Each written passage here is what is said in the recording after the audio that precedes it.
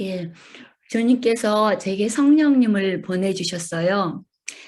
저를 적나라하게 파헤치고 저희 깊은 곳까지 다 드러내야 하는 그러한 시간이 제게 허락된 것입니다. 자존심 상하고 부끄럽고 또 어디론가 숨어버리고 싶은 그런 저의 모습이었습니다. 그 전에 제가 얼마나 믿음이 좋고 또 선한 사람이었다는 소리를 들었는지 잠깐 자랑 아닌 자랑을 나눠볼게요. 저희 아이들이 그래도 제법 많은데요. 이것저것 흩어져서 사는 아이들을 방문하면 주변의 지인들께서 아이들을 인해 칭찬을 해주세요. 아이들이 참 잘 자랐다고요.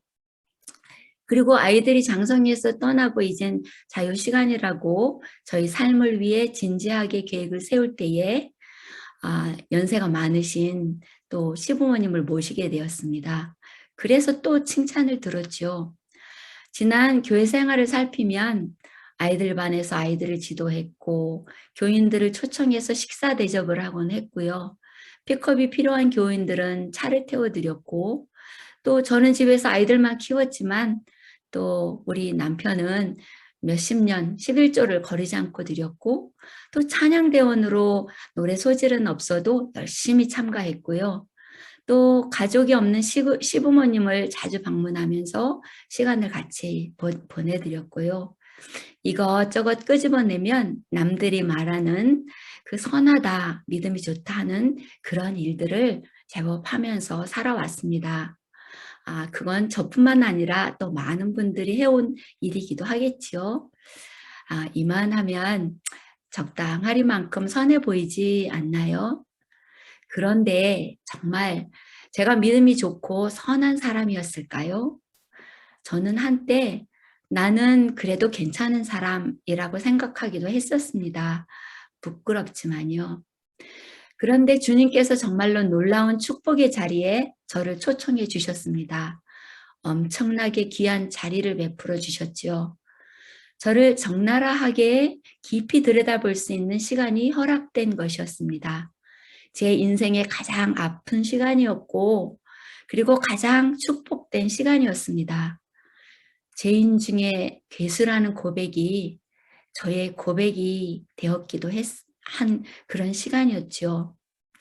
눈을 뜬 아침부터 눈을 감는 밤까지 저희 생각은 온통 부정적인 감정으로 가득 채워져서 열등의식, 시기와 질투, 미움, 불평과 불만, 정죄의식, 또 원망, 이기심, 또 증오심, 분노. 왜 이런 생각들이 저를 그토록 끈질기게 따라다니고 있었는지는 저도 잘 모르겠습니다. 아주 잠깐 사이에 주님께서 비추어 주시던 빛을 잊어버렸던 순간 저는 저 깊은 나락으로 떨어져 버렸습니다. 감당하기 어려운 저를 바라보면서 절망과 참으로 저의 초라한 모습에 대한 실망감으로 깊은 한숨을 짓는 시간이었습니다. 방바닥에 주저앉아 두 발을 뻗고 등을 굽혀 엎드린 채 가슴이 메여 눈물도 흘릴 수 없는 그러한 고통과 절규를 경험했습니다. 저 자신의 혐오감 때문에 숨을 깊이 들이쉴 수도 없었습니다. 비 오는 거리에 방황하는 성냥 파는 소녀가 남의 집 처마 밑에서 비를 피하면서 추위에 오돌오돌 떨고 있는 듯한 모습이 저 자신과 접목되면서 내리에서 떠나지 않고 그 모습이 점점점 또 매일매일 빙빙 맴을 돌았습니다. 우는 사자가 얼룩말 하나를 표적으로 노리고 있다가 얼룩말 떼들이 있는 곳으로 뛰어들어 그 표적을 입을 벌려 사납고 날카로운 일로 덥석 물자 빠져나오려고 발버둥치는 모습이 바로 저라고 생각하면서도 빠져나올 수가 없었습니다. 저는 완벽주의의 성향이 좀 있습니다. 그러나 제대로 하는 것이 거의 없는 저를 의식합니다. 정확하게 해야 되는데 그렇게 못해서 오는 열등감이 늘 저를 짓누르곤 했습니다. 율법주의자였던 저는 율법에 어긋나는 행동을 하는 사람들, 또한 교만하거나 제 느낌에 외식하는 모습의 사람들을 보면 마음이 부글부글 끓고 용서가 되지 않았습니다. 늘 모순투성이인 저 자신도 용납이 되질 않고 또 주변의 다른 사람들도 용납이 되질 않았습니다. 왜 이럴까? 왜 나는 이렇고 왜 저 사람들은 저 모양일까? 그러한 생각이 들었습니다. 잠시 기도드리겠습니다. 이 처절한 모습에 가슴을 부여잡은 제게 1, 2, 3 말씀 묵상 시간은 주님의 치료의 손길이었습니다. 사랑의 주님, 어찌 죽을 수밖에 없는 저를 이토록 사랑하시는지요. 모난 인생 속에서 상처나고 찌들어진 모습 이대로 드릴 수밖에 없지만 저를 싸매주시고 안아주시고 어루만져 주신 주님의 따뜻한 손길이 오늘 저를 이 자리에 서게 하셨습니다. 만만이나 감사를 드립니다. 주님께서 저를 이끌어 주신 아름다운 축복의 길을 이 무딘 입술로 증거하기 부끄럽지만 주님 홀로 영광 받으시옵고 제 입술을 숯불로 데워 주시고 제 마음을 주님의 세마포로 감싸 주시사 아름다운 주님의 사랑을 올바로 증거하게 하여 주시옵소서. 듣는 자나 말씀을 전하는 자나 하나가 되어서 주님의 찬란한 빛의 임재 앞에서 무릎 꿇게 하시고 부복하게 하여 주시길 간절히 바랍니다. 시종일관을 주님께서 주장해 주시고 주님께 올리는 사랑의 고백을 기쁘게 받아 주시옵길 예수 그리스도 이름 받들고 간절히 기도드리옵나이다. 아멘. 이렇듯 1, 2, 3 원칙 안에서 철저하게 죽을 수밖에 없는 1번의 저의 모습을 바라보고 있을 때 주님은 말씀하셨습니다. 보았느냐? 너희 보지 못하는 것과 벗어서 수치스러운 모습을 보았느냐? 너희 어리석음을 보았느냐? 너희의 오만함을 보았느냐? 너희 상처나고 찌들은 그런 모습을 보았느냐? 그러나 피투성이가 되어도 사람한다오. 내가 너를 사랑의 고약을 발라 고쳐주겠으니 사람한다오. 너희 멍들고 찢기고 터지고 곪은 상처를 내가 치료해 주겠노라. 너희 그 아픔을 내 가슴에 끌어안고 나도 오랫동안 네 곁에서 울먹이며 서성거렸노라. 내가 너를 내 생명처럼 사랑하노라. 더할 수 없는 사랑으로 내가 너를 치료하겠노라. 이제 내 손을 잡고 내 품에 안겨보아라. 내가 너희 버팀목이 되어줄 터이니 내 등에 머리를 대고 쉼을 얻거라. 로뎀나무 아래서 지치고 지친 몸과 마음을 가지고 저를 죽여주십시오. 저는 조상보다 못하니이다. 울부짖는 엘리야에게 먹을 양식을 주시고 또 시음을 주신 주님께서 제게도 말씀의 양식을 주시며 주님 안에서 회복할 수 있도록 시음을 허락하시겠다 말씀하셨습니다. 헐벗은 저를 바라보았을 때 제가 처절하게 죽을 수밖에 없는 죄인임을 깨달았을 때 그 죄가 무거워서 죄를 벗어버리려고 애를 썼습니다. 그러나 아무리 발버둥쳐도 제가 할 수 있는 것은 아무것도 없다는 것을 깨닫고 성령님께 도움을 청하였습니다. 교회에서 화요 기도에 참석하면서 어두컴컴한 성전에서 무릎을 꿇고 잔잔히 들리는 찬양을 배경으로 저는 매주마다 예수 그리스도 이름으로 하나님 아버지께 성령님을 보내주실 것을 간절히 간구했습니다. 한 주, 두 주, 세 주. 시간이 흘러가도 아무런 음성이 들리지 않습니다. 오히려 지치고 피곤한 몸과 마음으로 기도하다가는 꾸벅꾸벅 졸기가 일쑤입니다.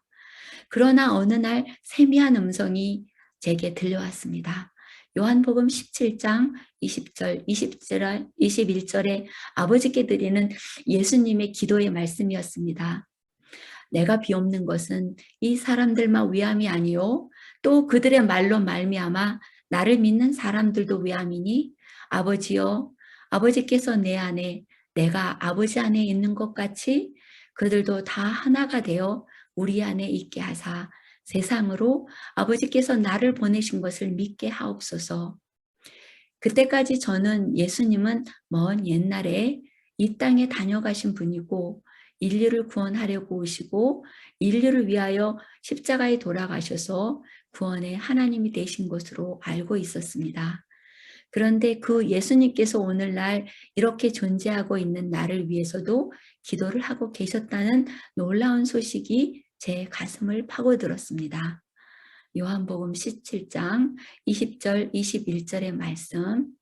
지금부터 이 일이 이르기 전에 미리 너희에게 이름은 일이 이를 때에 내가 그인 줄 너희로 믿게 하려 함이로다. 저는 저희 죄됨이 무엇인지 모르고 살아왔습니다. 그래서 들리는 십자가의 이야기가 먼 옛날의 동화 같기도 하고 감독으로 울먹이는 사람들을 바라보면 그들의 하나님이구나 정도로 느끼곤 했습니다. 그렇듯 예수님은 그들의 구세주였지 저의 하나님이 아니고 저의 구세주가 되지 못하셨습니다. 전 늘 구경꾼이었습니다. 저는 옆집에 사는 이웃 같은 모양새로 예수님을 바라보았던 것 같습니다. 그런데 저희 죄됨을 너무 적나라하게 본 그 긴 어둠의 터널에서 저는 저에게 평강을 주실 분이 절실하게 필요했고 그 일이 예수님께서 말씀하신 일이 이룰 때에 내가 그인 줄 너희로 믿게 하려 함이라는 그 말씀으로 저를 초청하시며 예수님과 저를 하나로 묶어주신 것입니다. 그렇구나. 예수님은 나를 구원하러 오신 나의 구세주이시구나. 그분이 오늘의 나를 보시고 그때에 이미 나를 위해서 아버지께 간구하셨구나. 가슴이 벅차올랐습니다. 나의 하나님, 나의 구세주. 그분은 아브라함, 이삭, 야곱의 하나님만은 아니셨고 통회하며 가슴을 치는 주변의 지인의 하나님만은 아니셨고 상처나고 멍들고 찢긴 나를 구속해 주신 나의 구세주였습니다. 하나님께서 제 체질을 아시고 저를 사랑하심을 알려주셨습니다. 그리고 저의 지난 날에 있었던 저의 삶을 주마등처럼 지나가게 해주셨습니다. 아하, 하나님께서 나의 살아온 모든 일을 알고 계시고 나를 이끌어 오셨구나. 안도감이 밀려왔습니다. 그리고 예수 그리스도의 보혈의 의미가 무엇인지 깨닫게 되었습니다. 그 십자가를 바라보면서 하나님의 사랑이 얼마나 절절한지 깨닫게 되었습니다. 하나님의 음성이 들려왔습니다. 너희로 내 백성을 삼고 나는 너희 하나님이 되리니 나는 애굽 사람의 무거운 짐 밑에서 너희를 빼어난 너희 하나님 여호와인 줄 너희가 알지라. 그 무거운 제 짐에서 저를 빼어내신 하나님은 저의 하나님이셨습니다. 또 시편 103장 1절로 5절의 말씀이 생각납니다. 내 영혼아 여호와를 송축하라. 내 속에 있는 것들아 다 그 성호를 송축하라. 내 영혼아 여호와를 송축하며 그 모든 은택을 잊지 말지어다. 저가 내 모든 죄악을 사하시며 내 모든 병을 고치시며 내 생명을 파멸해서 구속하시고 인자와 공율로 관을 씌우시며 좋은 것으로 내 소원을 만족해 하사 내 청춘으로 독수리같이 새롭게 하시는도다. 실수하는 저를 용납하지 못했던 마음, 그동안 드린 저희 재산은 열심히 제가 키워온 저의 선의 농산물이었습니다. 그러나 비바람이 몰아치고 폭풍이 지나가면 그 소확물은 싱그럽지도 못하고 상처나고 상하고 찌그러진 물건이 되어버리고 맙니다. 주님께 제 상품을 드리려고 하지만 시시각각 변화되는 열매를 가지고 고심을 하였습니다. 단번에 예수님의 품성처럼 저희 자아를 내려놓고 이기심 없는 사랑을 하고 싶은데 뜻대로 되지 않았습니다. 여전히 제 눈에 거슬리는 이웃이 있을 때 그를 정죄하게 되고 때로는 미움이 일기도 했습니다. 주변의 사람들과 어려운 관계로 살지는 않았지만 눈에 보이지 않는 부정적인 저희 속마음이 그런 저를 보고 율법은 저에게 죄인임을 정확하게 선언하는 것이었습니다. 마땅히 맺어야 할 성령의 열매가 맺히지 않는 것처럼 보였습니다. 결국 화살은 또다시 제 자신에게로 향하게 되었습니다. 저의 가망성 없어 보이는 품성을 움켜잡고 벗어나려고 애를 쓰면 쓸수록 늪으로 빠져들어가는 것처럼 느껴졌고, 돋보기로 살피듯이 저의 온전하지 못한 모습은 더 크게 확대되어 결국 저 자신을 조소하는 제가 되곤 하였습니다. 사단의 음성에 매달려서 더 깊은 좌절감으로 어두운 늪에 빠지곤 하는 것입니다. 넘어지고 일어나고 또 넘어지고 일어나고자 안간 힘을 쓰는 제 모습이 참 염치가 없고, 언제까지 나는 이 모양으로 살아야 되나 하고 한심한 생각이 들었습니다. 과연 이런 나는 얼마나 어떻게 용서를 받을 수 있는 것인가 의문이 일기 시작했습니다. 그때의 잠언 24장 16절, 대저 의인은 7번 넘어질지라도 다시 일어나려니와 악인은 재앙으로 인하여 엎어지느니라는 그 말씀을 들려주셨습니다. 의인도 7번 넘어질 수 있다는 것이었습니다. 그러나 다시 일어서는 자가 의인이 될 수 있다는 것이었습니다.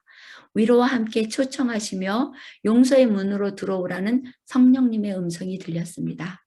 오직 예수, 용서의 주이신 예수님께만 소망이 있습니다.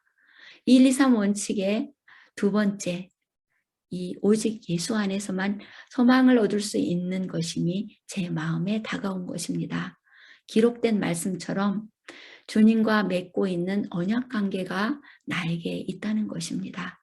그로 인해 그 죄의 정죄함 아래 살 필요가 없다는 것이었습니다. 주님께서 나를 위해 죄의 형벌을 대신 받으셨고, 멸망한 나의 의가 아니라 아버지 곁에서 그분 자신의 의를 나타내시며 나를 위해 흘리신 당신의 피를 가지고 나를 위해 중보하신다는 것입니다. 죄책감의 짐을 벗어버리고 예수님 앞에 나아가 승리를 소망하며 성령의 능력을 구하게 되었습니다. 저 자신을 보는 것이 아니라 십자가를 보아야 되는 것임을 확실하게 알게 되었습니다. 장대에 단 구리뱀을 바라보아야 생명을 얻게 된다는 의미가 제 마음에 뿌리를 내리게 되었습니다. 그 생명력은 참된 회개로 저를 이끌어주며 참된 용서를 경험한 저는 그 죄의 유혹이 더 이상 유혹이 되지 않을 것이라 믿게 되었습니다. 비록 7번을 넘어질지라도 승리를 약속하신 십자가의 예수님의 사랑을 바라보며 또 일어나며 또 일어나는 제가 되어야 함을 깨닫게 되었습니다. 그런 훈련 속에서 죄를 이기는 경험과 함께 죄를 계속 사랑하지 않을 것이 그려졌습니다. 과거에 묶여진 끈을 끊어버리고 이제 죄에 거하지 않는 오늘을 만들어가는 것이죠. 연약한 나 혼자 그 일을 하는 것이 아니라 예수님께서 보내주신 성령님의 권능을 구하며 죄의 노예가 아니라 죄에서 해방된 내가 되어가는 것임을 깨닫게 되었습니다. 가던 길을 멈추어 돌아서는 것입니다. 내가 지키고 있는 자아의 울타리를 내려놓는 것은 저를 허물어뜨리는 일같이 생각이 들었습니다. 그래서 오랫동안 내려놓기 힘이 들었던 것 같습니다. 가장 많은 위로를 받은 성경의 말씀은 에스겔서 16장 6절의 말씀이었습니다. 내가 네 곁으로 지나갈 때에 내가 피투성이가 되어 발짓하는 것을 보고 내게 이르기를 너는 피투성이라도 살라. 다시 이르기를 너는 피투성이라도 살라. 그 말씀을 받으면서 주님께서 저를 놓지 않고 계심을 깨닫게 되었습니다. 어떻게 해서든지 어떤 상황에 처해 있든지 주님은 저를 구원의 길로 인도하여 영원히 함께 사시고 싶어 하신다는 사실이 제 마음에 빛을 비추어 주었습니다. 그래서 제가 가던 길을 멈추고 돌이켜야 되겠다고 다짐했습니다. 돌이킨다는 것은 새로 시작한다는 것이기도 했습니다. 죄의 사슬을 끊어버리는 것입니다. 아마도 다시 태어난다야 하는 것이 바로 이런 것인가 보다라고 정리하게 되었습니다. 이미 지나간 모든 것을 없이 할 수는 없지만 이 시간부터 되돌아 나오면서 다시 시작할 수 있다는 생각이 저를 기쁘게 하였습니다.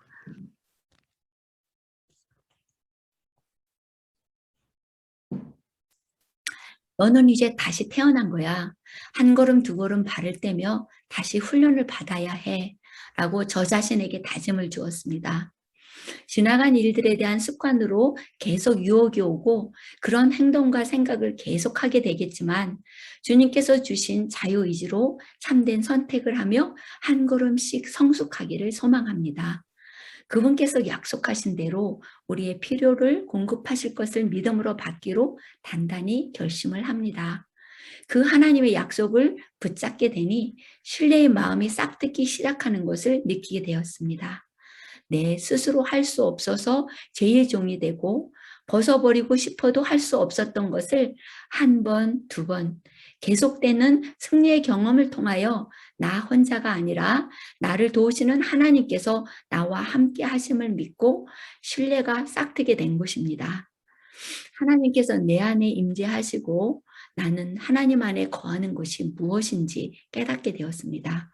그럴 때 내 안에 무거운 쇠의 사슬이 끊기는 그 느낌의 자유로움, 해방감, 승리감을 경험하게 되었습니다. 하나님께서 우리를 회복시켜 주신다는 것은 죄와 죄인을 분리시켜 주신다는 것이라는 말씀을 들었습니다. 같은 죄를 계속 지으면서 도움을 받음으로 회복되는 것이지요. 우리의 생각을 바꾸어 주심으로 시작되는 저의 새로운 삶은 무엇이 더 소중한지의 생각의 구조가 바뀌는 것이었습니다. 내 삶의 의미가 바뀌는 것이지요. 전에는 제게 상처로 돌아왔던 것이 이제는 상처를 주는 상대방을 불쌍히 여기거나 그 상대방의 입장에서 생각하게 되므로 상대방을 이해하고 포용하게 됩니다. 하나님의 생각을 우리가 행동으로 하게 되는 것이겠지요. 그분과의 사귐 속에서 나를 잊어버리는 것이고 내가 얼마나 못나고 부족한지 또한 아무도 몰랐던 것을 감추는 대신 내어놓고 당당하게 이야기할 수 있는 것이라 정리가 되었습니다. 그 의미 속에서 우선 사랑을 배울 수 있을 것입니다. 조신영 씨의 사랑의 품사라는 글에서 이런 표현이 있습니다. 사랑은 명사가 아닙니다. 사랑이 아무리 아름답고 깊다 할지라도 사랑이 움직이지 않는다면 그것은 이미 생명이 떠난 것입니다. 사랑은 행동입니다. 살아 움직이는 것이며 감동시키는 것이며 변화시키는 것입니다.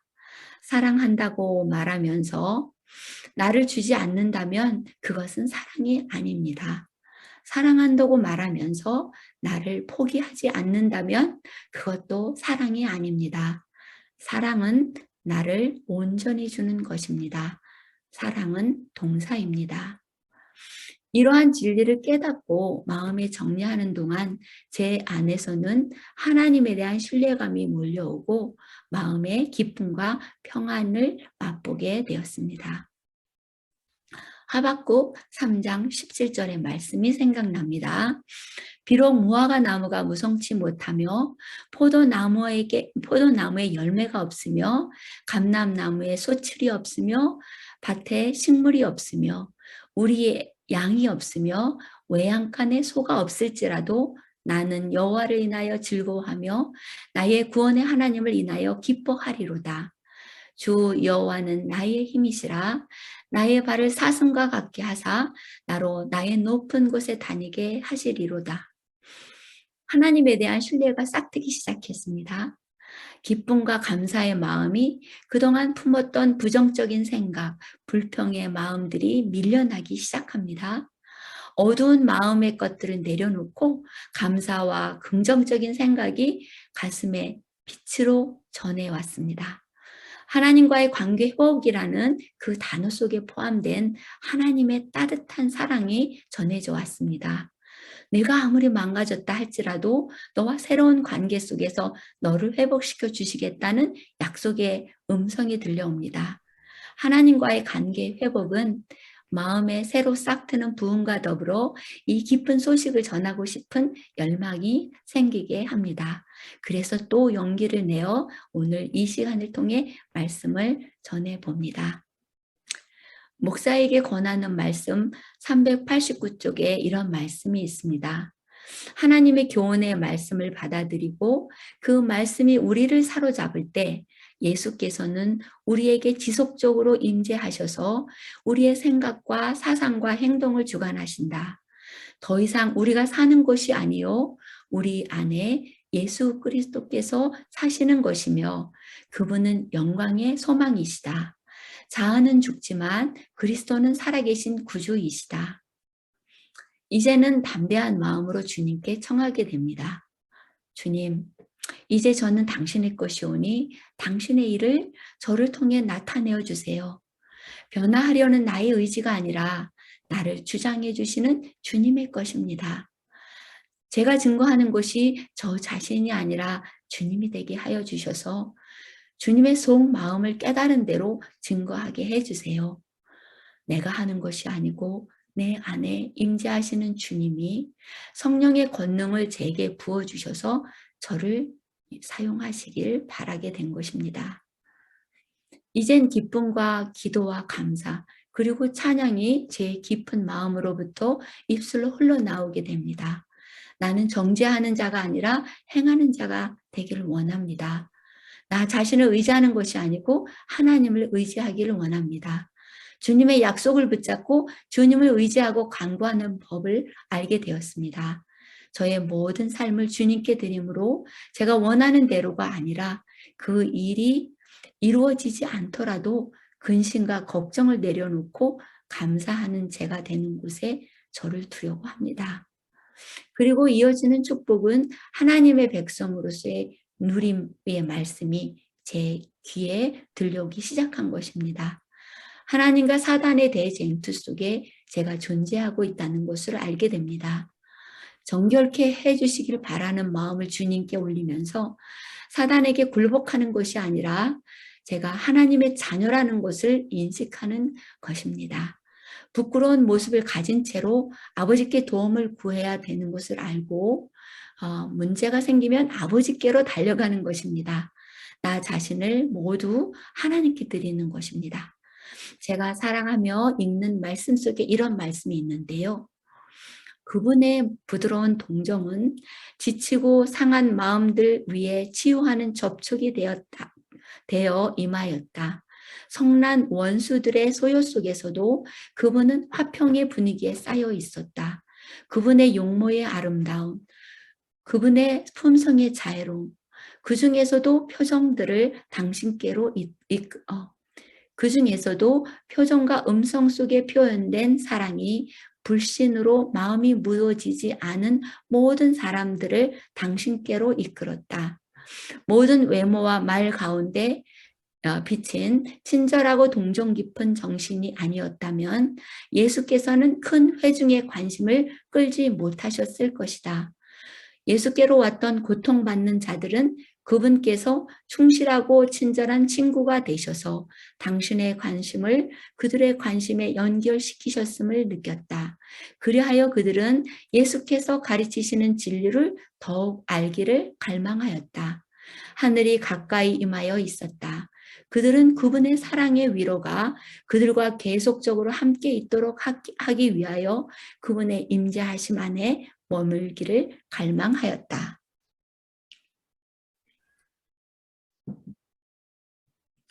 사무엘상 25장 29절의 말씀을 읽고 정리하며 말씀을 마감하겠습니다. 사람이 일어나서 나 주를 쫓아 내 주의 생명을 찾을지라도 내 주의 생명은 내 주의 하나님 여호와와 함께 생명 싸개 속에 쌓였을 것이요 내 주의 원수들의 생명은 물매로 던지듯 여호와께서 그것을 던지시리이다. 아무리 사단이 우는 사자처럼 우리를 쫓을지라도 아무리 사단이 우리의 생명을 찾을지라도 우리의 생명은 우리 하나님 여호와와 함께 생명 싸개 속에 싸매질 것입니다. 그리고 우리의 원수 사단의 생명은 물매로 던지듯 여호와께서 그것을 던지시겠다는 말씀입니다. 그것을 믿고 주님 안에서 쉼을 얻게 됨을 아멘으로 화답하게 됩니다. 3번의 원칙에 이르러 저를 치유하시고 새 생명을 주시고 약속과 축복 속에 주님의 의를 받아 감당하게 하신 하나님께서 이사야 62장 11절을 통해 이렇게 말씀하십니다. 보라, 주께서 세상 끝까지 선포하시기를 너희는 시온의 딸에게 말하라. 보라, 내 구원이 오나니 보라, 그 상급이 그에게 있고 그의 역사가 그의 앞에 있느니라 하셨느니라. 아멘. 기도하시겠습니다. 생명의 시여자 되시는 하나님, 상처가 나고 터지고 죽을 수밖에 없는 이 인생들을 사랑하여 주셔서 감사합니다. 그리고 저희에게 구원을 선포하시니 감사합니다. 우리의 모습 이대로 드려도 주님의 것으로 삼으시고 주님의 영광의 빛 가운데 이끌어 주시겠다는 약속을 주시니 감사합니다. 주님의 십자가를 붙잡고 담대하게 주님을 증거하게 하셔서 모든 영광을 주님 홀로 받으시옵소서. 예수 그리스도 이름 받들고 간절히 감사기도 드리옵나이다. 아멘.